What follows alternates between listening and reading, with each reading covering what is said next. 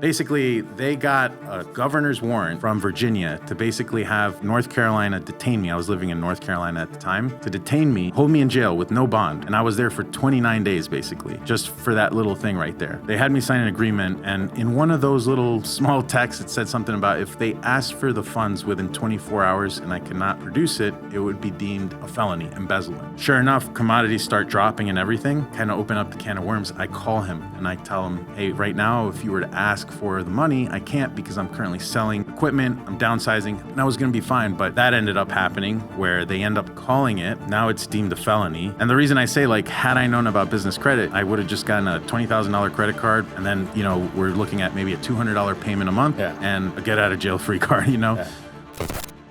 Welcome, and thank you for joining us for today's episode of Disruptors, where millionaires are made. Today we have Patrick Pychynski with Stacking Capital. And Patrick flew in from Fort Lauderdale to talk about why 99% of businesses aren't bankable and deny for business credit. Now, guys, I'm on a mission to create 100 millionaires. The information on this show alone is enough to help you become a millionaire in the next 5 to 7 years. If you take consistent action, you'll become one. Before we jump in, if you're here to learn how real entrepreneurs built real empires, hit that subscribe button because every week we drop lessons that can create your first or next $1 million. Ready? Yes, sir. All right. So first question is, what got you into business? Sure. And Steve, before I begin, I just want to tell your viewers, if you haven't already, take a moment to like his show. You've got great content, and I'm sure that you have helped a lot of people on their way to become millionaires. So if you haven't already, give them a 5-star review, give them a like. And the question is, what got me into this business? What got you into business? Got it. So let's rewind to 2020, pandemic times. There's some people that know about an app called Clubhouse. Really hot for a little bit. It's still around, right? But still again, right? It's still around, but it's not like it was back then. Back then, you needed to know somebody that knew somebody to get in there. And back then, I was just a fly on the wall. And there were people like Ty Lopez, Grant Cardone, all these big people. And in one of those rooms, they started talking about corporate credit. It definitely interested me because I, at one point, had a business that was doing $2 million in revenue, and I not once did I ever think about or tap into business credit. And I was in a metal recycling industry, so that's an industry with a lot of giants. And I always wonder, like, how are they able to get the capital to buy scales, equipment, fresh trucks, and all this stuff? And I was a young kid at the time, so I didn't really understand it back then. But turns out they were using other people's money, the bank's money. Gotcha. So, fast forward, went down a deep rabbit hole, started buying courses, started listening to the wrong people, People you found on Clubhouse? Yeah, long story. Clubhouse, Facebook, funding gurus online that are mainly marketers. And essentially what happened was it ended up delaying my ability to get business funding because they pretty much... they used my credit profile, opened up a bunch of new trade lines or accounts on the personal side, which then kind of delayed the ability for me to get business funding for like another year or so. But in that interim was when I started to learn a lot, help friends and family for free. And it was when I reconnected with a friend from high school that was working with an e-commerce company out of Miami. They had hired me to pretty much help them get their clients funded so that they could scale their e-commerce stores. But what I thought was very interesting about that was that they had also bought a $10,000 course on funding, and they had their own credit department. But even with all of that, they were still contracting me out to get their clients funded. And that's when I realized that these $10,000 courses, this help that's out there, it's not enough for people. They're still stuck. And sometimes they just need that one-to-one hand-holding, accountability, and that guidance to take them all the way through to what they need. So you had some bad experiences. So you're on Clubhouse. You find out about this other world, and then you bought some stuff, and it didn't work. What were some things that you bought? Some things, well, I guess not specifically what you bought, but concepts that you paid for that did not work out. Yeah, great question, because this is stuff that you still see out there a lot, right? So courses with just outdated information. So it's about 2 years old, too late, won't work anymore.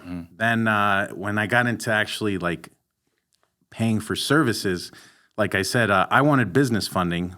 And then when we're done with the round of funding, all of a sudden I'm finding out I have 5 new credit cards on my personal credit profile.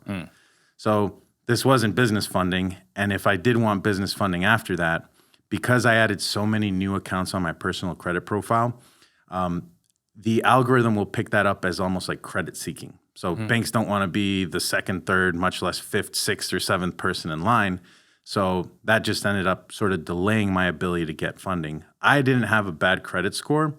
I just didn't do it in the right order. And that was because of the advice, the wrong people that I chose to hire to help me get funding.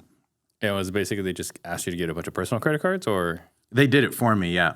So they went for a round of personal so you credit just cards. gave them like all your contact info, and it was kind of like a done for you type of service. Exactly. And the thing is, I still see this a lot today, and I see much worse scenarios out there as well too. Like for example, this one never even turned into a client. There was just nothing I could do for him. It was too late. But the previous funding company had added 10 new accounts to their personal credit profile. And on top of that, they made him get an MCA loan for his business. And I'm not sure if you or your viewers know what that is, but that is the equivalent to a payday loan on the consumer side. So it's MCA stands for Merchant Cash Advance Loan. It's often very short repayment terms, and oftentimes daily payments terms as well. And the interest rates on them are so high that they can't even call it an interest rate. They call it a factor rate. Yeah. So it's anywhere between 1.25 all the way up to like 1.69 I've seen. So that would mean if it's 1.69, that would mean it's a 69% interest. And it's not APR because a lot of times it's just like a 6-month term. So they made him get an MCA loan with a short repayment term, daily payments, and 10 new accounts on his personal profile. There was nothing that I could do at that point to help him out. And if you can imagine the pressure that added to him of having to make daily payments now, he was in a worse situation than before he even met this funding company. Right. And that happens so many times out there. Why does that happen? I mean, that might sound like a really dumb question, but why does that happen? No, that's a great question. It's so a lot of these guys are marketers. So that's I think what it's boiling down to is a lot of the guys that have a lot of followers or a lot of the reels oftentimes talking about these credit hacks that go viral are simply wrong or not all the way true, right? So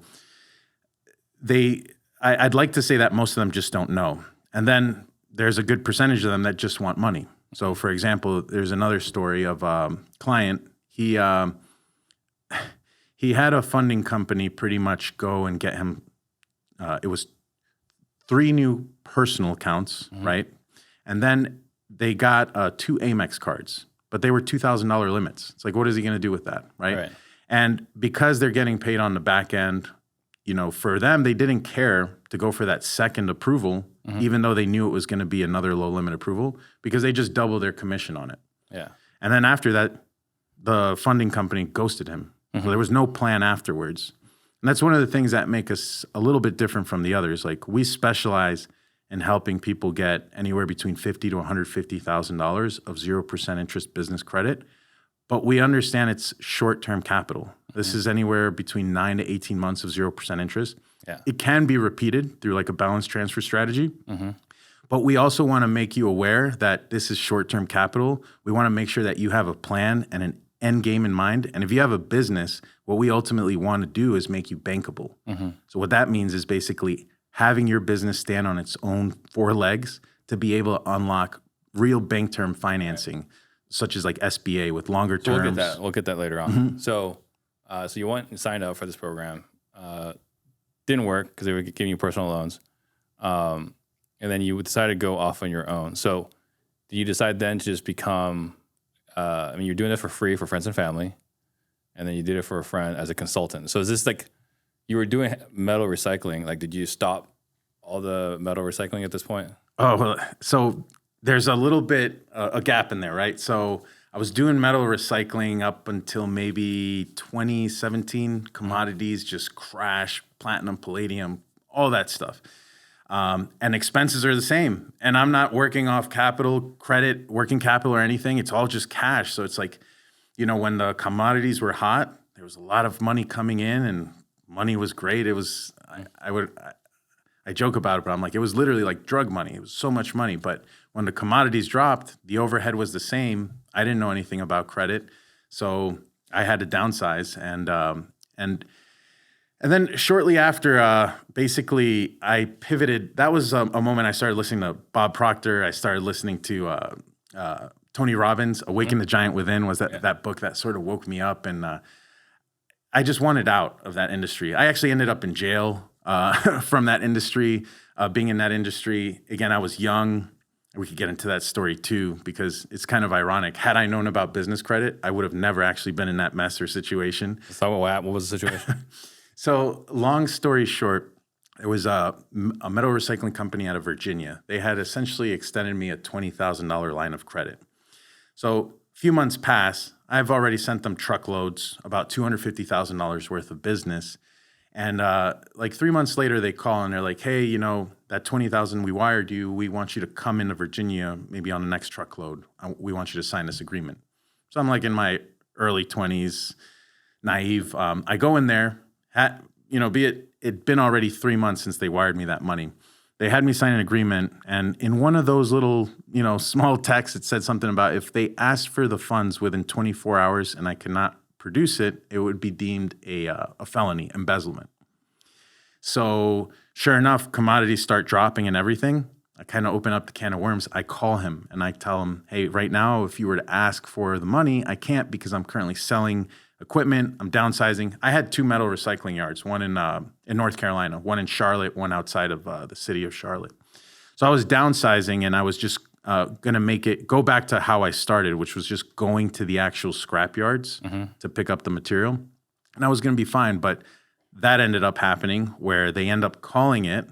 Now it's deemed a felony. That yard, when they first started out, they weren't even able to operate outside of the building. It was such a small town in Virginia. Now they have a refinery there. They pretty much own that town. So basically, they got a governor's warrant from Virginia to basically have North Carolina detain me. I was living in North Carolina at the time, to detain me and hold me in jail with no bond. And I was there for 29 days, basically, just for that little thing right there. And the reason I say, like, had I known about business credit, I would have just gotten a $20,000 credit card. And then, we're looking at maybe a $200 payment a month and a get out of jail free card, But he went straight to embezzlement. I mean, he just talk about like, it was like a bomb or whatever for swatting a fly, like, or machine. Oh, 100%. And I had hired a big an attorney out of a bigger city in Virginia. He even thought it was so weird, the fact that the prosecutor's even taking this case. There was like 4 other similar cases from him like that. It was just very weird. And at the time, he had said, we can pretty much like fight this or, like whatever the verdict was. But in the meantime, that judge can still decide to keep you in jail while this is happening. And by then I had already turned the page. I had already started like doing the freelance marketing. I'd always, since I was like 15, I was always kind of into business, assembling computers, cutting people's hair for money, hooking up their network, stuff like that, right? So always been a hustler. Yeah. So it was just like a natural thing, right? So marketing is something I've always liked, always fascinated me. Billy Jean, I don't know if you know him. He was one of the first ones that between him and Ty Lopez, the 67 steps or something like that. Those were 2 good people, I would say, that got me into the SMMA space. And I think it was really good because all of this collectively, I think, is what at some point helped me sort of start this offer and firm. Because while I was doing that too, I was also asking for mentorship. And that's when I met one of my good friends, Sam Wiegert. He at the time owned about 7 martial arts schools. And I went to go work for him. And it was the best thing ever because at the time, I wasn't sure if I wanted to work for somebody, but I just remember writing down in the middle reasons why I want to work there and reasons why I don't. And I just remember having only one reason for not wanting to work there, and that was freedom, right? But this was literally just me getting out of jail. And I was like, you know what? The least thing I need right now is freedom. I need to be around a good community, around a good group of people that are going to elevate me and just hold a high bar and standard, right? Best thing I could have done. Because there, I feel like that prepared me for like the consultative sales process. The freelance marketing helped me get comfortable on those Zoom calls, which I remember, like if I think back to then, I remember those, they used to be scary. Yeah. But now it's like I could just get on a Zoom call and talk about my offer or whatever forever, right? So. Okay, so you got into marketing, and then somewhere along the way you did martial arts instruction, or was it? So yeah, I was freelancing and I had a W-2 job because the martial arts is in the evening time.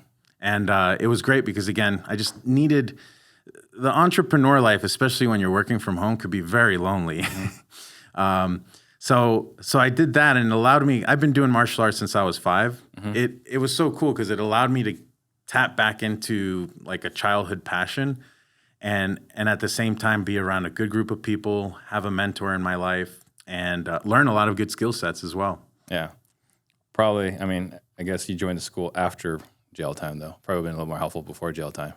Yeah, was that the martial arts school? Yeah. Oh yeah, right.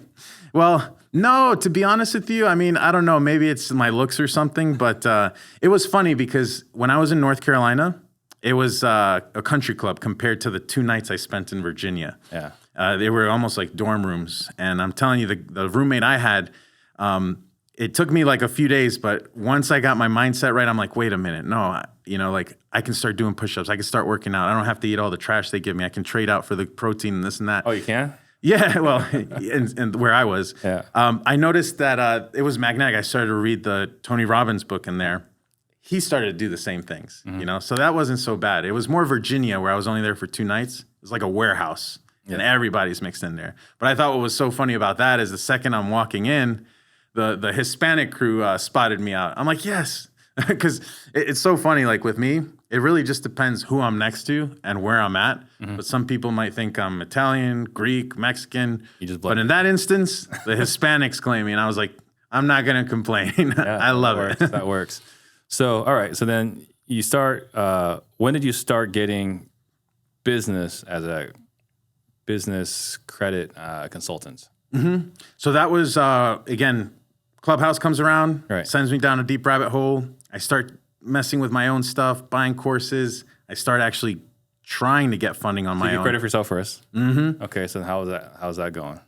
Well, I mean, it just, I kind of, again, on myself, there was nothing I could do but continue to learn, because after I had gotten those 5 new personal lines, there was nothing else I could do but wait, which was good enough. At the time, it was perfect because I started to get a little bit busy working on other people's profiles. So, like friends, family. At first, I really started with credit repair because I still wasn't 100% confident in doing funding. But like I said, once I got the reps in and I started working with the e-commerce company, that in itself just not only gave me the confidence, but made me realize like I need to be out there providing the service, because you got people investing $10K into a course and they're still lost. So what were you doing different that they couldn't figure out at the e-com store or e-com company? Well, again, I think it's the one-to-one.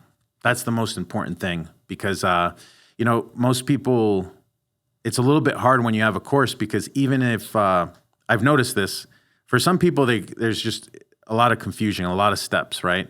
And for others, the steps could be right in front of them. They can know what to do, but now they're afraid to mess up, or they're afraid. Yeah, they're just afraid, right? So sometimes, so sometimes they have all the information, but they can't do it. Exactly. Yeah, and we've all been there, done that, right? And I understand it too, because this stuff can be kind of scary, and it's even more scarier when you're going with a funding company, putting your trust into them, and they're pretty much doing things that are permanent to your file, or can really have detrimental effects, right? So these are things, that's my worst nightmare, by the way. My thing is I don't ever want to put somebody in a worse situation than they were before they met me. Well, it's kind of like what you're saying, the other guy that came to you is like, there's nothing I can do for you. Yeah. And that is my worst nightmare, though, is to put somebody in that position. I mean, I don't see how people can even do that and be happy or be proud of what they do, right? Because that's the whole idea here. Like, I like coming into work. Yeah, I like what I do here. I'm not trying to hate it, right? And if you take on, yeah, I don't know how they compartmentalize that, but if I was working with a bunch of those people, I don't know, I wouldn't like my job at all, or I wouldn't be able to wake up and do what I do every single day. Okay, so the biggest thing is the one-on-one personal attention. So there's almost like some sort of a coaching component behind this. Yes. Right. So they're paying you to get credit, and really you're kind of holding their hands to get the credit. And some people are more ready than others, right? So that's why we've invested heavily into software now that can kind of cut through the noise. Like most people don't want to talk to people, or if they have, they've already talked to maybe 10 other funding companies. They're just sick of it, right? And we're kind of, by the time they get to us, I mean, they don't even want to sometimes even share information, or they're just kind of lumping us in with the rest of the guys. So we have a software now. It's pretty much an assessment tool. We call it a free business success scan. They could pretty much run a scan on their business. It's going to tell them all of their weak points on their personal credit, on their business in terms of compliance and data points they might need to change. And it's also going to give them a funding range report as to how much funding they might be able to get now as it stands. So that allows us to cut through the noise. If they're pre-qualified now, we still do the due diligence. There's the steps of personal credit optimization, business compliance, and then just the application sequence itself. So once we go through those 3 steps, if they're pre-qualified, it doesn't take very long to start getting the approvals. Usually within 7 to 10 days, they can start receiving those cards in the mail. Got it. There is an advisory component, though, that does take a little more time. There's a lot of people out there that don't have a 700 plus credit score. They've been dealing with it for a long time. A lot of these people, I've noticed too, real estate people tend to be really bad with this. They have a thick profile. It looks like if they fixed all of the stuff that could be fixed, it'd be a really sexy profile. But they typically have maybe 1 or 2 old collections that could usually come off pretty easy. Their utilization is usually very high. Because I don't know what they're using it for, their remodels, their fix and flips, whatever they might be using it for, they're using their personal credit cards. So, your revolving credit is 30% of your FICO score. So if you're constantly maxing it out, your score is going like this, right? Or maybe staying there for months at a time until you exit whatever you're doing and pay down those cards. So there's a better way out there, basically. What's that better way? Business credit. So unlocking 0% interest for anywhere between 9 to 18 months. These business credit cards do not report to personal credit. So when we're done with this application sequence, we're usually gaining anywhere between $50,000 to $250,000 in 0% interest business credit cards. The only thing we're left with are usually inquiries on the personal credit report. And because those inquiries are not tied to any open account on the personal side, we're able to remove them. So the personal side is left untouched. And then these business credit cards, let's just say we get a cumulative $100,000. You're not paying anything until you decide to actually use those funds, like any old regular line of credit.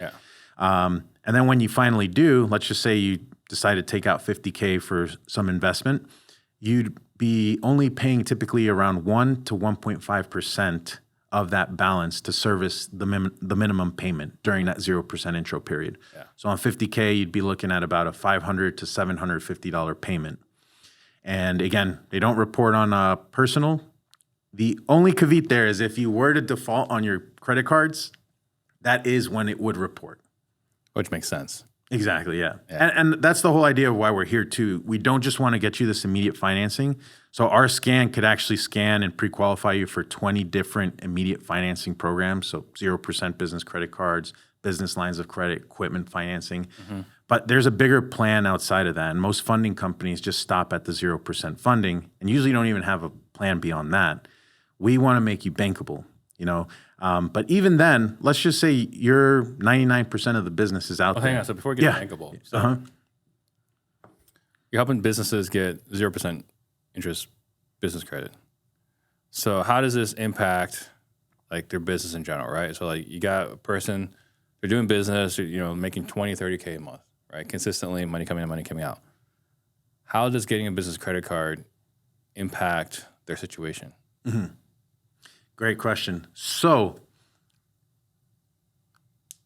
there's a lot of ways. So how does it impact? I'll tell you the good stuff, and then I'll tell you the bad stuff. The bad stuff comes if they're not able to service their credit card, make payments on time, all that stuff, right? But let's assume we go and get 50, 250K, whatever it is. Usually what comes is, aside from the funding, there's other benefits that come with it. So these are financial trade lines that will go to report on your business credit report. So now you have comparable credit on your business credit as well. So that's actually one of the steps to becoming bankable, is building a business credit score.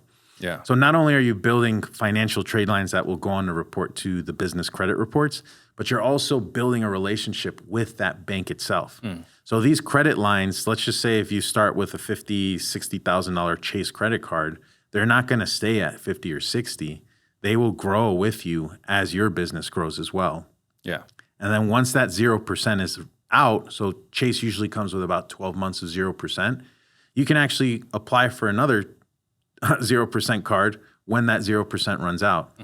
And Chase is actually a little bit unique. I'm going to give you guys this little gem in case you have a non-0% Chase card and you happen to have a brand new 0% Chase card. You can move the limit over from your old Chase card onto your new 0% card. Yeah. So we do that all the time. Let's just say a client happens to have a $40,000 Chase card. It's 2 years old. We just got them a $50K Chase card. Well, now we have a $90,000 0% interest credit card for 12 months. That's really good. Yeah, I think I've done that with Chase.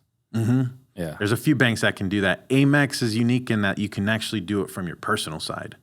So if you have a personal credit card, and again, we want to think strategy, personal reports on credit, it's 30% of your score, the revolving credit. Maybe we want to move it over to the business side, and now you have that 0% that doesn't report on your personal. Got it. And then what do you recommend? I mean, this might be a super foolish question, but like, what do you recommend they're spending on? Like, there's the points guy, right? Like, he was pretty big. Like, is there like a strategy on top of that, or is it just like, let's just get that and then go to bankable? No. These are great questions. I'm glad you're asking them. So after we get the funding, the banks, they want you to use it, right? But it's also very important to understand that you have to service these lines correctly. And business credit is a little bit different than consumer credit. Consumer credit, you have all kinds of protections, and you almost have like a 30-day grace period before it's actually considered late. Right. With business credit, it's not like that. So with business credit, 1 day late and you're late. So with business credit, you almost want to think of paying early is on time, and then paying on time is subpar. Right. In terms of generating a business score. So we're talking about like Dunford and Bradstreet? Dun and Bradstreet is one of them. Then you have like your Experian and Equifax business. But in terms of bank-related financing, because Dun and Bradstreet would be more for like vendor credit. Okay. And we can get into all that, but there's this whole noise in the space about no PG, EIN-only credit. So it's like, it's mainly geared towards people with bad credit. No PGs and no personal guarantee. Exactly. Yeah, sorry about that. Yeah, so... yeah, and it's mainly marketed and targeted towards people that have bad credit, because now they're like, oh, look, you can get up to 5 million, or I don't know what number they put, no personal guarantee, this and that, right? And that's simply just not true. It's true if maybe you're Jeff Bezos or Elon Musk, right, where you have an established business that is bankable and can stand on its own legs. Yeah. But other than that, people, and now more than ever, we're going more towards what's called a weighted score. So it's not just your business score. It's not just your personal score. Banks are now going towards what they call a combined weighted score, which is your FICO SPSS score. So it's a combination of your personal and your business score. Yeah. And of all the owners of that business, 20% or more. Gotcha. Okay. And so then what are some of the, you talk about like real estate people, they were saying, hey, use this thing, use that thing. Like, my understanding, you specialize in real estate people. A real estate is actually a big demographic of mine, but we also have business. It's like a half and half of like investors and then just business owners. And those business owners could be anything, really. Gotcha. Okay. So like, what are some of the big things you've seen, like how real estate investors are using your products? Yeah. So they tend to still use the other products they have. And that's what I always say. It's like 0% is not meant to replace your hard money. It's not meant to replace your DSCR. It's meant to complement it, right? And I tell people a lot of times, like, you have people like, oh, I want to get 100K of 0% to buy a truck. It's like, there's financing products made specifically for the thing you're trying to buy, right? It makes more sense to use the 0% capital maybe for a down payment and then use like equipment financing for the truck, right? So it's the same thing here. Most real estate investors say, if I had more capital, I'd do more deals. So it's just a way to basically get capital, and it's unsecured capital, because most of these things you're talking about in terms of DSCR, hard money, they're collateralized. So not only is it, there's usually more paperwork and stuff involved, but it's just additional capital that you can unlock that a lot of people might not even know they have just sitting there waiting for them if they have a 700 plus credit score. Yeah. And like I said, most of the time it's unsecured capital, and most of the time, generally, they're not asking for documentation, so like financials or tax returns or anything like that. But it's still credit cards. Yes, Okay. they're credit cards. So, the next question that some people might be wondering is, how do I use the credit cards for something that doesn't accept credit cards, right? Right. Yeah. So, because that's a common question for real estate investors, right? They might need it to, there's still a lot of things you can use the credit cards for. Earnest money, down payment. Exactly. Those are the things you maybe can't use it for, right? But these are generally companies that you're paying that to, right? So there are third-party companies that could liquidate your credit into cash. This is not going to be directly from the bank unless it's a balance transfer card, because otherwise, if it's not, then what you're doing is you're getting rid of the 0% intro period, and then you're incurring a cash advance fee, usually of like 25, 29%, something ridiculous. So we're able to retain that 0% intro, have it code as a purchase, so it's tax deductible, and we're turning the credit into cash essentially by a third-party company. Yeah. And one good example would be, because I have a lot of real estate people use this service, Plastique. I'm not sure if you've heard of it or not, plastiq.com. So let's just say you wanted to pay a title company. You would use that service there, use the credit card, they charge you a 3% fee, and then they're sending them either a wire or ACH check. Got it. Got it. And then I don't know if there's an appropriate time. I don't know if there's ever an appropriate time to talk about this, but I had a colleague sharing with me, he was really into strip clubs. And the way he would go to the strip club is they had a thing they call it, I don't know, it was a brick or whatever, but you swiped it, and it was just a bunch of cash in plastic bags. Interesting. Okay. Right. So instead of going to the ATMs, he'd do that. What's great for him was that he could still use those points. Yeah. So that's getting into the... I'm not saying that's the right thing to do. I just remember that just came to my mind. I don't know why. There's a lot of creative ways. There's people that will literally go like on a cruise, like a casino cruise, and sort of very similar method, buy a bunch of chips, maybe spend a little bit, and then cash in on those chips. Right. A lot of those things have been patched up. And it's one of those things where those are the things I try not to take the clients through too much, because those are just like little hacks and things like that. Not good for long term. Yeah, there's easier, more streamlined and legit ways. Because again, let's just say it's not Plastique, we also have like a law firm that could literally liquidate that money in escrow and do it all on up and up. So I just want to touch on this before we get to bankable. There is I don't know if it's still trendy, but it was popping up my feed quite a bit about the business credit, and you never have to pay it back, right? And I think you kind of touched on it a little bit. What the hell is this, and how do these people get off like marketing this? Yeah. So that's it's in that same arena of like no PG, no personal guarantee, EIN only credit. It just seems like you're just screwing people over. It seems like, because someone's getting screwed, right? Either the guy who paid for that program, who got all that credit, and now the bill's due, or the bank. Like someone's getting screwed here. Yeah, and to kind of like explain, so the no PG, that's just like sort of wrong advice. What you're talking about is still in that same avenue, but like now getting into the illegal territory. Because what often they're talking about is actually building up like a synthetic credit profile and then getting credit with that. So and then loan fraud. Exactly. Yeah. So you'll often hear words like CPN, right? CPN, primary trade lines, stuff like that. At the very least, gray market, most likely illegal. And they might get in trouble, but the ones that's really left on the hook are the people buying it, because essentially you're the one applying and doing the business with the banks. You're the one that's essentially committing fraud. So and those are the things, right, that like sound very sexy. Well, it right? sounds great. You can get loans and do whatever you want, and if you don't pay it back, it's fine. Exactly, right? Sounds great. Exactly. And so that's like super legal. And I would hope that most people don't fall for that. But there's an in between too. But it shows up. Yeah, it shows up, right? You're on your reels on IG. 100%. No, and most of that finance viral stuff, to be honest with you, if it's viral, it's I've actually recently been thinking about starting to use them as like visual hooks and be like, gotcha, like because they go viral, but a lot of that stuff simply isn't true. Right. And like I said, that's just illegal. But a lot of the stuff you hear a lot of like buy an Age Corp and unlock $500,000. So that's kind of like same thing, not illegal, right under that, but not true. What they don't tell you is like an Age Corp helps, right? And it might help for certain things unrelated to funding. So if you're trying to get government contracts, you might want a business that's 2 years old to show maybe some age. If you're doing Airbnb arbitrage, maybe for that as well.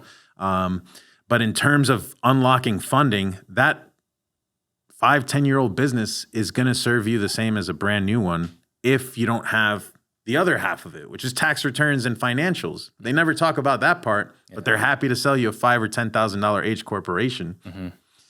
Gotcha. Okay, so the Age corporation, that's the other hack, quote unquote, that's an incomplete product. Incomplete, 100%. Yeah. And most of the time, again, if they are selling it to you complete, you're now entering the fraud zone. Yeah. So a complete product is not a good product. Yeah. If you're, unless. In that instance, right, you're buying a product that doesn't, you're buying tax returns that aren't really yours. I'll tell you the legal equivalent would be M&A. Buy a business, buy an actual existing cash flowing business and take over it. Right. That would be the legal way to do it. But buying a corporation that's been on the shelf that you probably found online, guess what? The banks know that company's been on the shelf too, right? And then they're going to be like, oh, you have a 10, 20-year-old business. Where have you been all my life? I don't see you on Google. I don't see any financials. I don't see anything. Between the SBFE and LexisNexis, there's over 700 data points that these guys have on you on any given time. Right. Anything from like professional titles, addresses you've lived, tickets you've gotten, liens, anything basically. Speeding tickets? That too, yeah. What balances in bank accounts. What tickets are we talking about here? All kinds. Your whole history. Like if you were to pull up your LexisNexis, you'd probably have 80 pages worth of stuff. Gotcha. And then at some point you brought up biz compliance. What is biz compliance? Yeah, so that's a good question. That goes into the bankable stuff, right? Okay, so let's go to the bankable. All right, so you didn't come in here to talk about cheap money, 0%, right? Like that's the beginning. The start. That's the start. But that's not why you're here. You're more passionate about getting businesses to be bankable, where they can actually get loans. And which is great because last week we had Marcus Krigler here, and Marcus talked about being bankable by having really good books, right? If your books are good, you're bankable. You're talking about the credit side being bankable. So let's go ahead and talk about that. Obstacle I hear from newer wholesalers is finding buyers for their deals. Because unless you've built a massive buyers list or have a huge dispo team, you might struggle to move your deals. So when we started working with InvestorLive, we've been able to reach new buyers and sell deals faster at higher prices. We can see buyers in our area, their contact information, and with the new AI capabilities, connect with the buyers most interested in our deals based on the algorithms. We can also see who's clicked on our deals, how many pictures they clicked on, and how long they spent looking at it, and finally, what actions they took after engaging with our deals. We are now connected with thousands of buyers in our markets, and we now know exactly where we are with each deal and what next steps to take. If this sounds like something that would resolve or help your dispo process, I highly encourage you, go to the website, put in Disruptors for 10% off so you can focus on locking up deals and less time worried, stressed, and frustrated about finding buyers. Yeah, and then finances is one of those 4 legs, right? So there's the 4 legs of becoming bankable. So one is having your financials in order. The second would be business credit.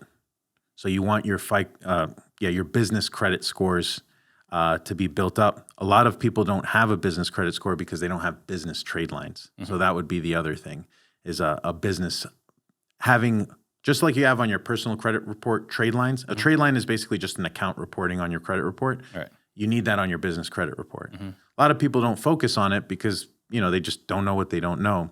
But you might, like a lot of business owners might actually already be dealing with vendors that just simply don't report. So there's services out there, like Dun & Bradstreet actually has an upsell that will help start reporting those trade lines as references if they're not reporting already.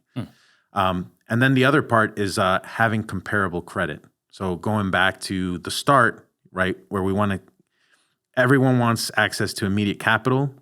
We get you that. And there comes some benefits with that as well that helps us with the next step, which is that these are trade lines from tier 1 banks, business trade lines that will go on to report on the business credit report. So now you have comparable credit. So again, you're servicing these lines right. You have the comparable credit, you have your business trade lines, your business credit score, and your good owner's personal guarantee credit score. Now you can unlock what we call bankable financing.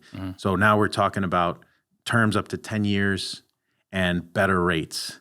So instead of having to look at short-term financing, we can start to look at maybe SBA, or we've even gotten rates better than SBA. We've gotten, like for example, we got a real estate broker out of New York, a $240,000 business line of credit at prime rate plus 0%. At the time, prime rate was at 8.5%. So we beat the SBA loan by like 2 points, I think. Wow. Okay.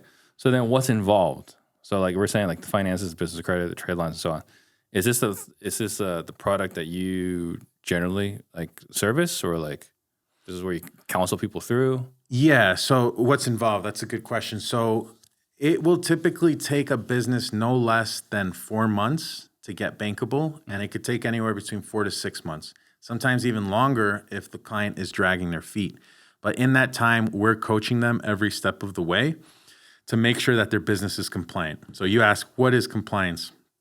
Well, the reason why 99% of business owners get denied for, again, I'm not talking about like a business credit card, but like actual bank loans and lines of credit. Like walking into a Bank of America, credit union, community bank, all that. That's kind of stuff you're talking about. Yeah, and credit unions might actually be a little bit nicer with you because there's a couple reasons for that. But one, the average file on there, like if you're at a 700, you're going to be higher than average than the average client there as compared to maybe a bigger bank.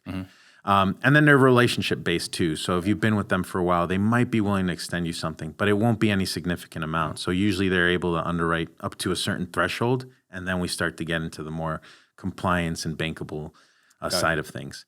But yeah, the reason why 99% of people are denied for these types of products is because your business isn't compliant. And what that means is that when you are getting a loan from the bank, that loan, all that bank is simply doing is reselling it. They're packaging it up and then selling it on the markets.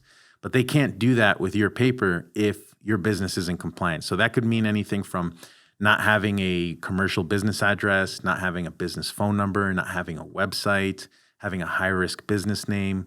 All of these things would make it basically to where you're not compliant and they can't sell the paper. And that is the main reason why most business owners get denied. And you know what's crazy too is the banks, similar to the software that we have, the banks can tell all this before even pulling your credit. Because every time they pull your credit, they have to pay Experian, Equifax, TransUnion. So they have systems in place where they could do a scan on your business and your personal profile to determine whether you're going to be a good fit before they even have to pull your credit, pay Experian, or anything like that. Gotcha. So you mentioned something interesting, high-risk business names. What's a high-risk business name? Real estate people are the biggest offenders. They're like Real Estate Holdings or Real Estate Investments, LLC. Mm-hmm. So it's generally having a high risk. I have a couple of those names. Yeah, exactly, right. and you know, they're good because oftentimes real estate people will also have like maybe, depending on how they do it, right? But they'll have like an LLC for a property or several properties, right? So it makes sense, right? But generally, if you're thinking about just in general when creating a business, but especially when it comes to funding, you want to stay away from names like capital, investing, real estate, and then the obvious ones like gambling, ammo, firearms, things like that. Yeah. And then the industry itself matters too. But, if it's in the name, we won't even get that far, right? So generally, those type of names you want to avoid. And then you can go, the alternative would be something like instead of real estate investments, you could just call it the pardon group. I don't know. The more vague, the better it is. You can always do a DBA if you really want to come up with something clever and nice. Gotcha. So use a generic name and then DBA to whatever brand you want to have. Generally. And you know what? It's like that's the best thing to do for funding. But I've noticed that it comes in handy because I've dealt with so many people where they go on and maybe think of a different business idea and they're like, oh, wait, I have an LLC already. And it's like, oh, but I can't use it because it says jewelry on it, and I want to start a trucking company now, right? Had it been like maybe XYZ, you can take advantage of the time it's been in business, as long as it's in good standing and all that, and repurpose it. Because that happens all the time with businesses. It wouldn't be the first time. Okay, so to get bankable, good finances, good credit, good trade lines. Isn't trade lines and credit like kind of like hand in hand or no? Yes, but just kind of like with a personal credit. You can have trade lines on there, but you can have a very bad credit score. Got it. Okay. Mm-hmm. So you want to have a good credit score, and you want to have good financial trade lines reporting, and you want to have comparable credit. So it's almost like on the personal side, we're just replicating it on the business side. It's literally the same thing. Like if we want high limit business credit cards, we're looking for comparable credit on the personal side. If we want high limits on the business, we're looking for high limits on the personal, and that they've been able to maintain and properly pay those cards. Got it. So a good track history as well. So so when you're saying comparable credit, you mean like your personal needs to match. Not match, but like has to have a good reflection. Yeah, and I was using the example of the credit cards, right? And then once we make it onto the bankable side of things, where we're actually looking for business bank term financing, we want to start having comparable credit on the business side. Mm-hmm. So that's where the business credit, business trade lines come into effect. Got it. So let's say I go down this road, right? You're saying 10 years, line of credit, whatever. So like, why should someone care, right? Like someone's watching this show, whether they're a small business owner or they're real estate investing. Why should they care about what we're talking about here as far as being bankable? Yeah. And if I don't answer it with this, then feel free to ask it again. But as I said earlier, 99% of businesses get turned down for these loans, right? Mm-hmm. So it's like with anything. If you were top 1% basketball player, like what would happen? You'd have all kinds of offers coming to you, right? Mm-hmm. Like you wouldn't have to go looking for money. Money would come looking for you, right? Mm-hmm. Well, it's kind of the same thing. If you're the 1% of businesses out there, you won't have to go looking for capital. Those banks are going to come knocking on your door. Oh, they'll come to you. Oh yeah, 100%. Mm-hmm. Oh, I've never had that happen. Yeah, 100%. Yeah, and again, it's because we've laid out the footwork. So personal credit optimization, business compliance, banking relationships, and then just having the right application sequence and order. Got it. Okay. So then you're saying as fast as 4 months, maybe 6 months or longer, if the client is dragging their feet. Exactly. Got it. Okay. And then what is this business success scan? Yeah, so the success scan, we made it to combat all of the noise out there. Mm-hmm. So some people might not even want to talk to anybody, but they want to know how much funding they can get. So it's essentially an assessment tool. They can run a free business success scan. By the time they're done running that scan, they'll know all of the weak points, like what's out of compliance in their business, mm-hmm. what improvements they might need to do on their personal credit, and how much funding, a funding range of what they might be able to get right now as it stands. Got it. And then the other thing is we had talked about before the show is that there are people out there with a 700 plus credit score who don't realize they're just sitting on a pile of money. Can you elaborate on that? Yeah. So the 0% business credit cards, right? We're generally getting anywhere between 50 to 150, 250,000. Really depends on the strength of the profile. But that's literally mostly all we're leveraging. If you have an LLC or any kind of business formation, doesn't even necessarily have to be a functioning cash flowing business. As long as that business entity is in good standing and you have a 700 plus credit score, you might be sitting on 50K plus mm-hmm. of 0% interest business credit. Gotcha. Okay.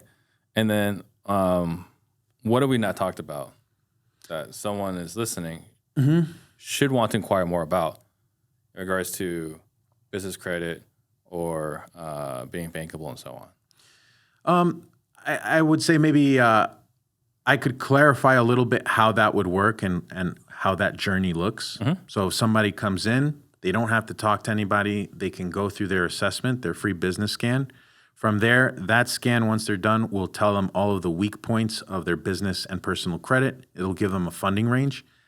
After that, if they want to, they can get on a phone with one of our funding advisors to go over their options. For anything that they're pre-qualified for, we could start the application. So basically, if they want to move on from there, if they're pre-qualified, we get them to sign an agreement, and usually within that same day or a day after, we're already applying for things.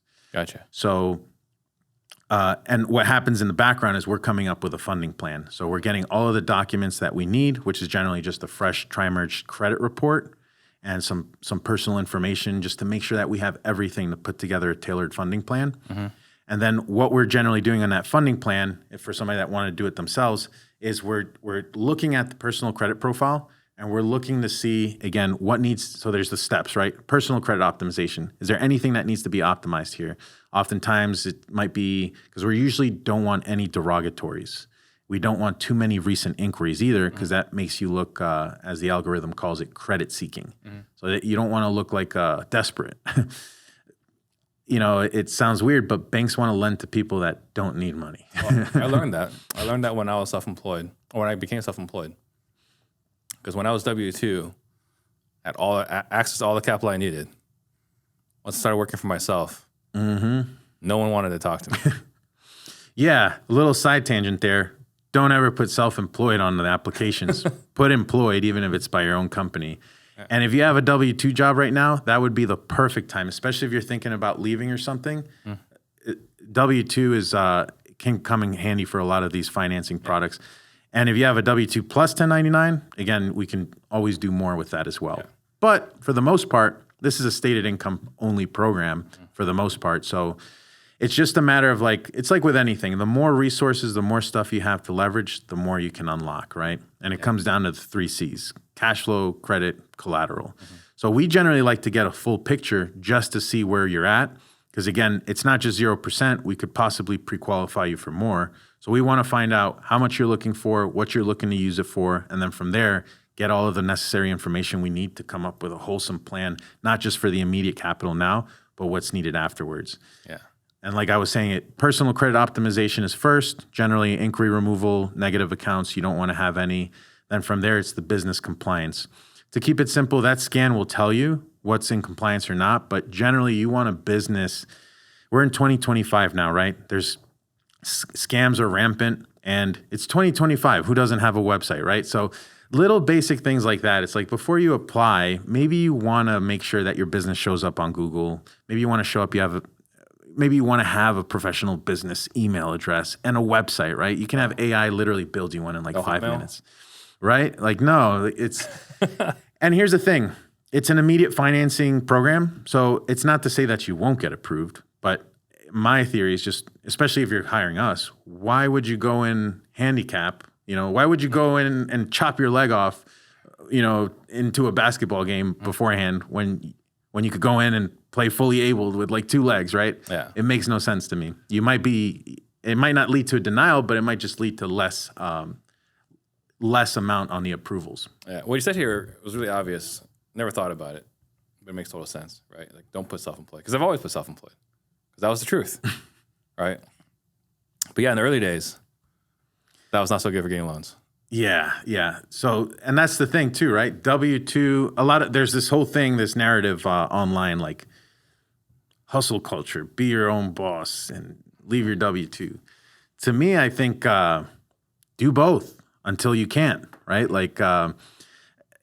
There's no one way to cut something, right? But if you have a W-2 and you're thinking about raising capital, do it now before you don't have that W-2. 100%. Anything else as far as tips for filling out credit applications? In terms of tips, it's more so, it's funny because it's not like we're telling them to lie or put anything on those applications, but we like guiding them through the applications because we've noticed that they mess up. So they will put some strange things on there. It's like, where did you even get this number? Where did you get this from? We never. So now we don't have we take care of the entire application process basically. We're not going to let them go in blind because it's not so much that we're telling them to put different things. It's more so that they're putting different things that don't make any sense. But in terms of filling out the application, you don't want to, typically you don't want to say that you're retired. You don't want to say you're self-employed. They'll typically ask you the industry that you're in. So you don't want to be in a high-risk industry generally. And if you are, you might want to consider maybe creating another LLC to fund. And it wouldn't be the first time in history that one LLC lends money to another one. And that's how oftentimes you're able to fund a high-risk business is by basically funding a low-risk one and then lending it to the high-risk one. Gotcha. And then, the high-risk stuff that we went into, the name, the industry. This is not really the application part, but you are putting it in there. You generally want to have a website, professional email. And even nowadays, especially more so important for several industries than others, but if you're in this for the long term, you want to think about having an actual business, commercial business address. So not a P.O. box, not a home address.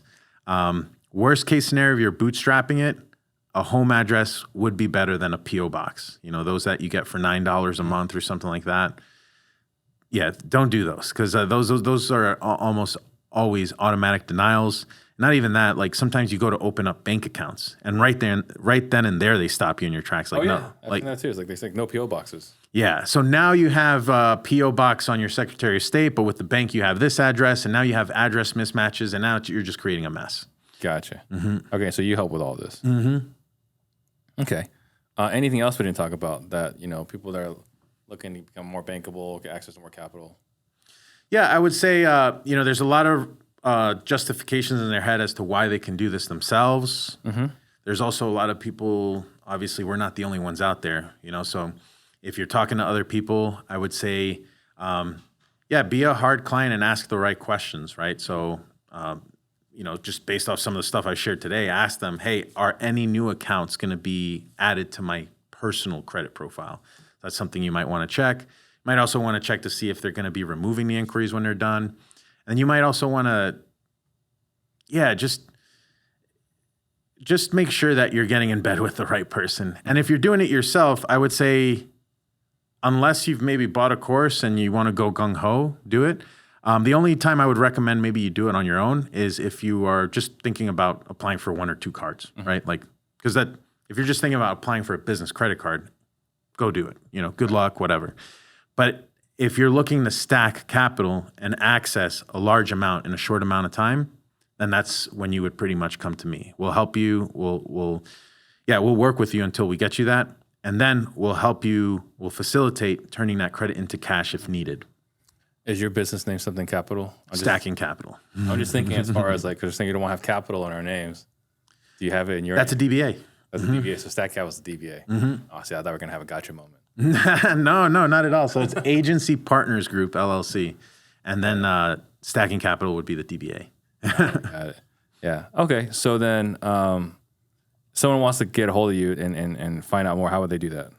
Yeah, I would say stackingsuccess.com will be the best way because that's going to let them do the scan. So it's a free assessment. They can do a business scan. Within 5 minutes, they're going to know the weak points of their business and the funding range that they can get as well. So they'll find out right off the bat like what they can get pre-approved for. After they're done with that scan, yes. And then after that, what they could do is if they want to go over their options at that point, go over the details of that, we'll be more than happy to hop on the call and go over their options. Gotcha. So, we have people from all sorts of different industries that come on the show. Again, like last week with Marcus, like he's in accounting. He does tax strategies, how to reduce taxes so that you get to keep more of your money and be bankable. Why are you so passionate about credit? You've tried all sorts of different things. Why are you so passionate about credit? I've got some big news, and you'll want to hear all of this because I'm going to give you the best bonus ever at the end of this video. You all know that I've been providing sales training for 6 years now, and I've had the opportunity to train hundreds of the best teams in the country and thousands of individuals as well. And they've all had wild success along the way, some of which you've even seen on this podcast. You also know Ian Ross, who has been coaching alongside me now for over 2 years. He's the biggest sales geek ever, and he's been training business owners and individual contributors ever since he started working here. He even runs the Close More Sales podcast. But we had a problem. There was a lot of confusion. What is it exactly that we sell here? Is it Disruptors training? Is it Steve Trang training? Or is it Close More Sales training? It's none of those. It is objection-proof selling. Ian runs objection-proof selling for business owners and individuals. I run objection-proof selling for teams where I coach their entire team. And to celebrate the rebrand, I want to give you something that I never would have thought been possible until recently. We've been training this AI bot for over a year now to score all of our sales calls internally. Every call we run, we have the bot review the call to Ian and mine exact standards for sales. We run every one of our team members' calls through the same exact AI bot. And now we're giving it to you for free. This bot will review your calls based on dozens and dozens of metrics. It will tell you what you did well, what you can do better, again, by the standards of the objection-proof selling formula. And if you want to use our bot for free, just head over to our website, objectionproof.ai. Again, objectionproof.ai. I want to emphasize here, you're getting access to our bot, which allows you to get better at sales for free so that you can make even more money now without having to spend another dollar. Go check it out now. Yeah. Well, I think it's more of a personality thing with me. When I get super excited about something, I just want to share it with people. Like that's how I am. I've been a martial arts instructor. I think there's this coaching thing inside me naturally.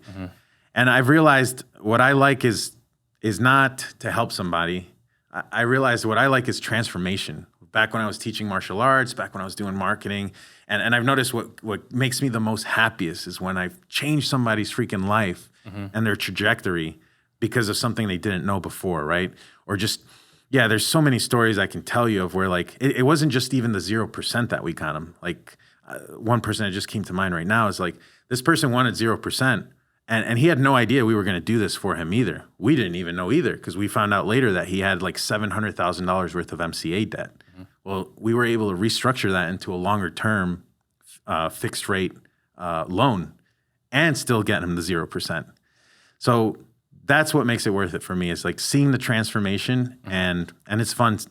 It's fun seeing those approvals too, but the transformation, that's what I'm in here for. Gotcha. And then so we were speaking offline before the show. So you've done all sorts of different martial arts, right? I think I heard kickboxing, taekwondo, Krav Maga. Anything else? Karate. But you taught Krav Maga. I taught Krav and karate. And karate. So what is it you like about those particular styles? About those particular styles, I think in order to be a martial artist, you got to be mixed, like, right? But taekwondo, karate, what I like about those is you're light on your feet, really light on your feet. And I realized, because I've done boxing too, in boxing, you're also light on your feet, but you can tend to tighten up a lot. And martial arts teaches you to be very light and relaxed. That's why you'll see like a 60-year-old like master still like hopping around and doing martial arts because they've mastered how to conserve energy until like it's time, and then they tighten everything up. So you get a little bit of I say martial arts is like a language. It's like, and the more languages it's just the better martial artist you are. Gotcha. Well, I'm curious because, I do Kung Fu. Right? And so, we do Wing Chun. And some of these guys might know if they ever watch Ip Man on Netflix, right? But the goal is basically to end the fight as quickly as possible. This is not 3 minutes or 3 rounds or 5 rounds or 3 minutes or anything like that. This is just straight like who can disable the other person the fastest. With Krav Maga. Very similar, yeah. That was a philosophy you taught? Yeah, it was literally to neutralize the threat as quick as possible. It's a much nicer term. Yeah, well, and that's going back to what we were talking about, right? Like, so most martial arts are a sport. You're not talking about neutralizing them. You're talking about just winning, right? Points. Yeah. But with Krav, it's literally neutralizing. So there's no rules or anything. Get it done as quickly as possible. Groin kick, eye jab, elbow, and then whatever, right? Yeah. So that is, it comes from the Israeli Israeli army. So that one, I like that one a lot, for sure. Yeah. It gets me like hyped, right? Like when we do drills and so on, it's like, because I was sharing this with you, beforehand. It's like my instructor had said to me, it's like, Steve, it takes you more than 15 seconds to end a fight. Like, don't let them know you came from my school. Like that is like the standard. Like we expect to win in 15 seconds or less. Oh, yeah. And win is not like we got points. It's like, no, the other guy woke up in a hospital. Exactly, yeah. No, and if you think about it, like a minute is a lifetime in a fight. I know for sure I'm not lasting a minute in a fight. Especially a street fight, because there's just so many unknown variables, like you're probably getting hit by chairs, tables, slippery floors. Like now I've gotten to be at the age, and I don't know, maybe it's the confidence too, like just, I call it like martial arts body language, right? Because I can almost spot a martial artist. I had a feeling you were a martial artist before you said that. Yeah. So you can spot them, and I feel like predators, body confidence. Yeah, predators, same thing, right? They're gonna look for an easy target. Yeah. What was it they said that studies is like when you walk in the hood, right? Like it's pretty obvious which one they're gonna rob. Exactly. Right? Yeah. The guy that looks like he's gonna fight back. Okay, is it worth it? Exactly. Right? But that guy, he's for sure not going to fight back. Like, what was it? It was something I saw. It was like on TikTok a while ago, right? I mean, unless they're like insane, what they're looking to do is steal, not get into the fight of their lifetime, right? Yeah. But I read it was some video. It was sad, right? It was basically the guy's like the reason why I went to go kidnap that guy's daughter. Oh no, I know exactly what you're talking about. This was a serial killer. Yeah. Where they interviewed him and they asked him pretty much like what was the determining factor, and he's like, because it was like all ages. Yeah, there's no rhyme or reason to who he kidnapped as far as the girls go. Yeah, except for that one commonality, which was he looked at the dad, and if the dad did not look like a threat, he would go after them. It's crazy, right? Yeah. No, that one stuck with me too. It's funny because I don't have any kids, but it's the same mindset. Like I want to. Like they said in the Marines, right? Lean, mean, killing machine, right? Mm-hmm. You got to stay ready. And it's not to sound like a paranoid. Stay ready in general. Like you got to be fit. You got to be willing. You got to be ready. Like if a car is coming at you, you got to be ready to move without breaking a leg or like, oh my God, I haven't moved this way in years, right? Mm-hmm. So that's my philosophy. Is like I haven't been there yet, right? I haven't gotten old, but I think about that all the time. I'm like, I wonder how I'll look like when I'm 50, right? And I'm like, if I keep this up, how long can I feel young for, right? I can tell you right now, don't do basketball. Yeah, right? Yeah. Apparently. Yeah, so if you guys watch right now, you're wondering why am I wearing shorts, right? Because I've never worn shorts during this show. It's because like if you look here, I got a cast, right? So rupturing my Achilles tendon playing basketball. But you'll be back in no time. I mean... Doc says 6 to 9 months, and I was like, okay, well, I'm 45, so it's probably closer to 9 months. It's 6. And when I tore it last time, 12 years ago, it was 6 months. I was shooting around in the gym, but not pressuring it, and it was 9 months. Because, like, I've torn my ACL as well, right? ACL, MCL, meniscus. When I tore that, 6 months, I was ready to go to play basketball, right? Like, ACL, you can recover from that, right? Man, Achilles... Like 6 months in, it's like, okay, I am not ready. So it's 9 months before I actually played an actual game. Yeah. Yeah. So this is probably more like 9 to 12 months given this age right now. Well, at least you're avoiding surgery, so. Yeah, that's the big thing. That's the big thing for sure. And in the meantime, you're still kind of like doing light PT work maybe, right? I mean, I'll do physical therapy in a couple of weeks, right? And then. Good. And after that, I mean, the good thing is you don't have to be in great physical shape for Kung Fu. Yeah, that's true. Right. Or when I was teaching, because I had even like 80-year-olds, like we were a family dojo, I would always say like we adapt, we modify. So yeah. I would tell the older guys, don't leave the ground and don't get on the ground, like stay grounded. Yeah. But yeah, adapt and just keep the body moving. Yeah, there was new stuff like we had guys that came into our school that only had one functioning arm. And so like, okay, well, here's how we do this. And the stuff that you do is like, because I never went down this road. You don't even think about this stuff, right? But like back then, people had their arms cut off. Yeah, exactly, So right? they're like, hey, here's what you do when you only have one arm left. It's like, wow, okay. Right? As a matter of fact, we have a master that has one arm, and he specializes in this type of training, right? Yeah. Yeah, I bet, right? It's nuts. So, all right, so looking back, or looking at what you're doing right now, what would you do personally if money was no object? Like work-related or just anything? General. Man. Well, I feel like money is... like with money, one can fully express themselves, right? So, I mean, if money was no limit, there's all kinds of things, right? But I would like to just do more. Like in terms of this, I would like to have some kind of credit finance nonprofit. We actually have a plan, and I don't want to talk too much, but there's a freemium sort of service with the help of AI that we'll soon have, where we'll be able to help most people along this business financing journey without having to pay any high ticket prices, without having to deal. We're working on right now software that will help with the logic and leveraging AI a lot to help get a lot of this done, and for us to be able to help a lot more people too. Yeah, I mean AI it's crazy. Like with everything, that's what we're working on. To get people to get better at sales. Using I heard. AI.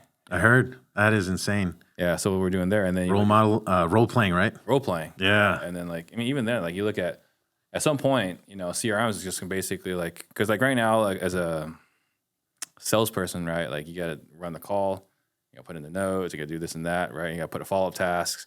There's a lot of stuff involved, right? But we're gonna get to a point where the salespeople are the most valuable people in the company.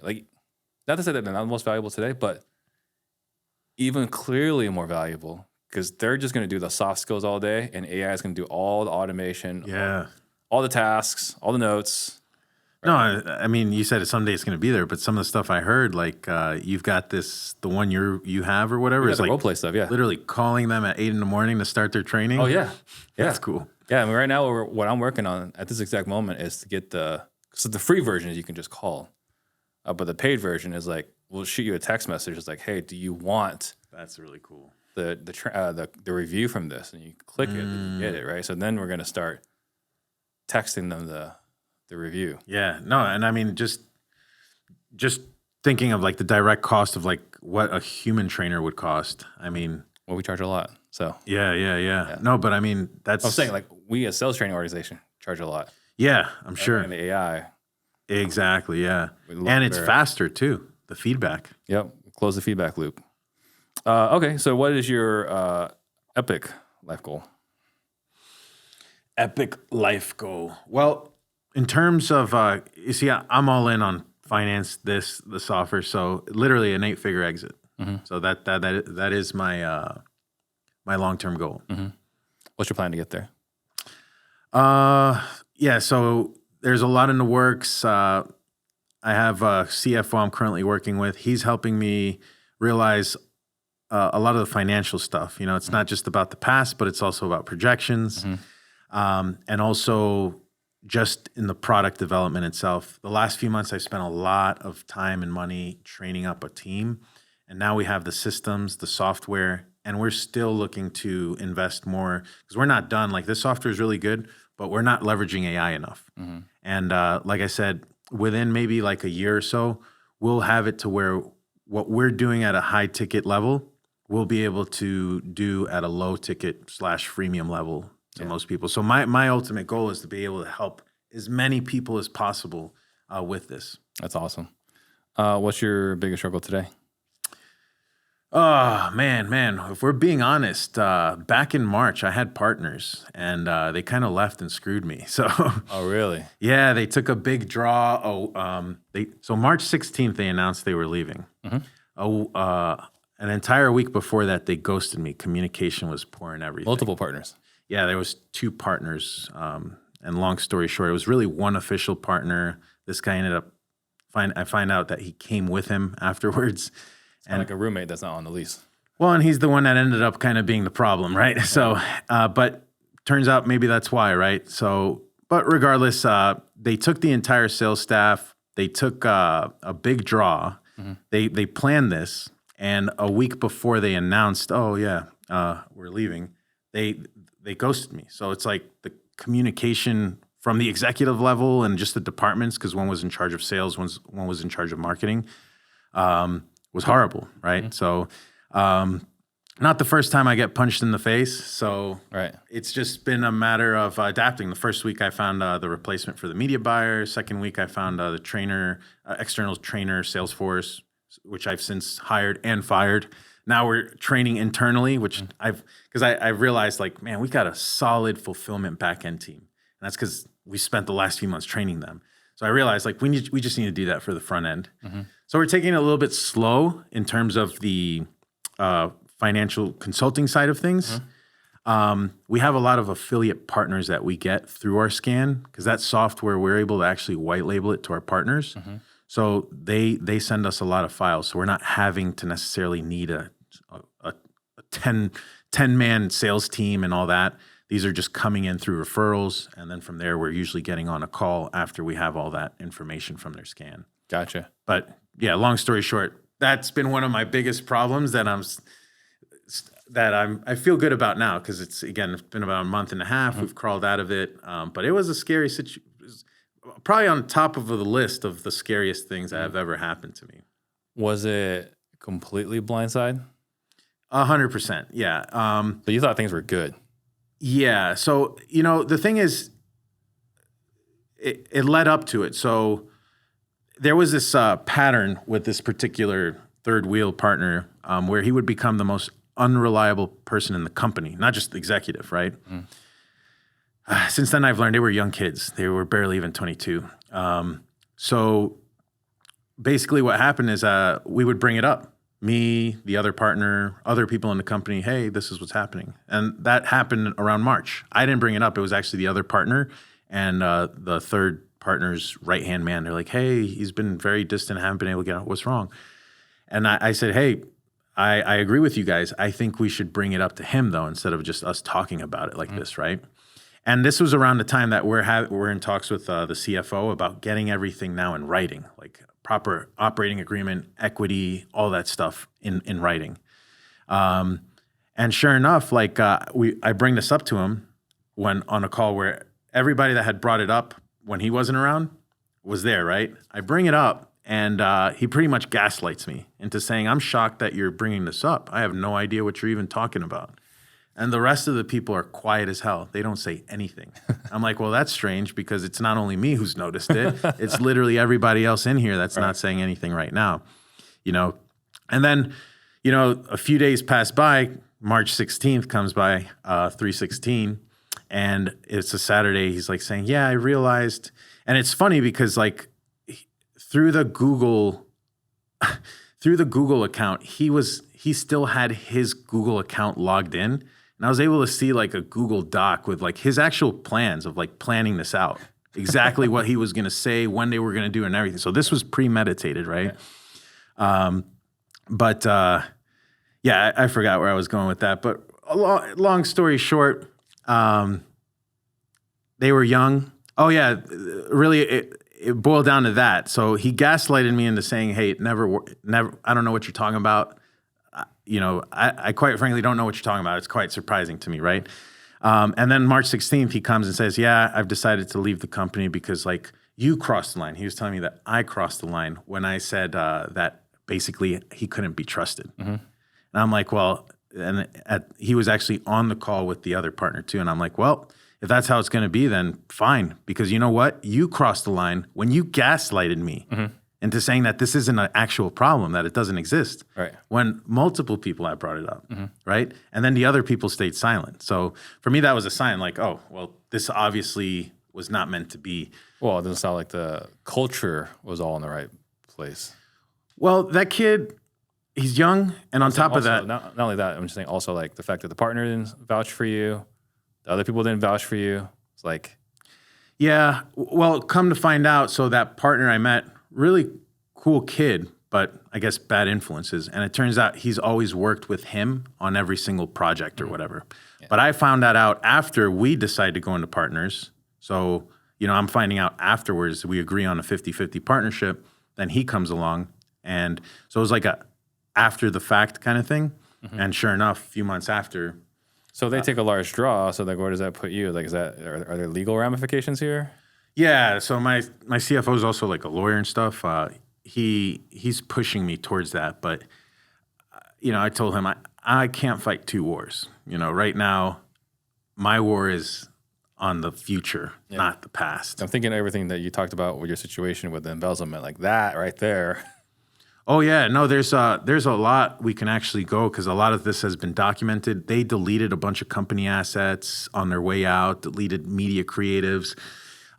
They actually started reaching out to they took my lead list. They started reaching out to our affiliate partner lead list and actually started saying like bad stuff about my company. It's like really odd. Like why would you even do that? I would think it makes you look just as bad, right? Like let's just say somebody even believes what you're saying. It makes you look just as bad almost, right? Like who does that? But those were the things that were happening. So I was just sending them notices just so everything could be documented. But at the end of the day, it's like and then the sales trainer too is a very similar and weird situation. So from that, I could be totally wrong, but I've learned as of right now, at least I'm taking a break from hiring young people. If they're under 25, I'm not dealing with them. Yeah. I've learned something similar as well. Okay, so what is your superpower? Empathy is the first word that comes to mind, and I think it's helped me a lot in everything that I do. But I can really feel, or at least have an understanding of that other side, right? Of what they might be feeling, or their field of view or perspective. I would say I'm an empath. Okay, gotcha. And then just for everyone that's listening, like I'm not saying that we'll never hire another 25-year-old. It's just that we built a business for a while ago based off of 25-year-olds, and that was a business that was it someone describe it? Felt like we built a house on what do you call it? Where the sand's going down? Quicksand. Yeah. It felt like we built a business off of quicksand. Yeah, when everyone was super young, that's what it felt like. I could see that. Yeah. And that's our sales force was entirely made up of those young kids as well. Yeah. What is your biggest failure? I've got a bunch, but I would say the one that landed me in jail because again, it was me signing a legal binding contract after the fact that they sent me the money. And after the fact that I did $250,000 worth of business with them with that money. So the fact that I signed it with that saying there, and the fact, that was one of my biggest maybe, because it put me in jail. I ended up in jail, so that's for 30 days pretty much. So I would say that's among my biggest mess up maybe. So you read the fine print now. Yeah, exactly, 100%. Well, and now I have ChatGPT help me. There you go. Yeah, ChatGPT's reliable for that for sure. And then what book have you gifted more than any other? Think and Grow Rich. Why is that? Oh, man. I think there's so many good books out there, but I think that book, aside from the Bible, is like, it's a standard almost. It's like a book on principles. And it's actually like an instruction manual. That's what I really, really like about it. So I did a couple years ago, the 75 Hard Challenge. I don't know if you know about it. And in that challenge, part of it is to read a book every day. 10 pages. I chose to read Think and Grow Rich, that same book on loop. And it kind of made me feel dumb because I first read it the first time and it tells you to do things in the book. And when you listen to audiobook or maybe you're reading it, you don't do the stuff. But after the second time making my way around, I was like, okay, I'm going to look like an idiot here if I keep just reading this book and not doing what it's telling me to do. So hands down, Think and Grow Rich. It's a very simple book. And it literally tells you what to do. It's not just giving you stories or anything. Yeah. One of the things I should probably go through it again because I remember it was one of the first three, if not the first book I read when I worked for myself.